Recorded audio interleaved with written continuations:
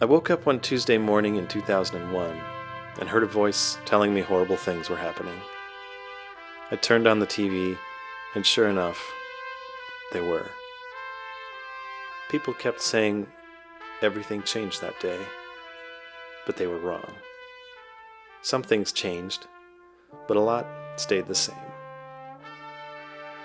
I'd always disapproved of how the US government treated people, but in the months after September 11th, as vengeance rained down on the people of Afghanistan, I was extremely upset. At the same time, I had an overdue tax bill I was paying off from the year before, and I was on a payment plan with the Internal Revenue Service. Every month, I was worrying about making my payment, and in another part of my head, at the same time, I was worrying about those bombs burning up babies in Afghanistan. At some point, those two thoughts, those two worries, converged, and I realized I was helping to pay for those babies to get burned up. I eventually couldn't do it anymore.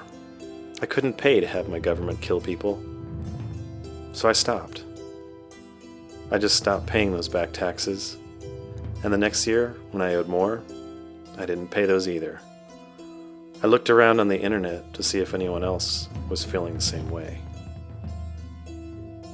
And I found out there was a whole movement of people and a whole history of them doing it for a very long time.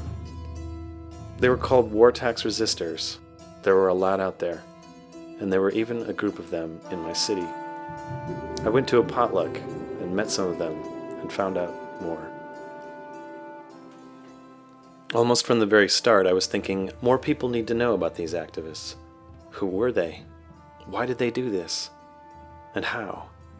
There were so many questions, and if I had so many questions, others must too. I wanted to find out the answers and pass them on. I began shooting footage and talking to these people over time, all over the country. A few years later, I talked with some young friends of mine. They wanted to learn about it too, to find out about this little-known, particular brand of peace activism. Shanti and Rico and I decided to go on a trip and talk to as many of these resistors as we could, these people who refused to pay for war.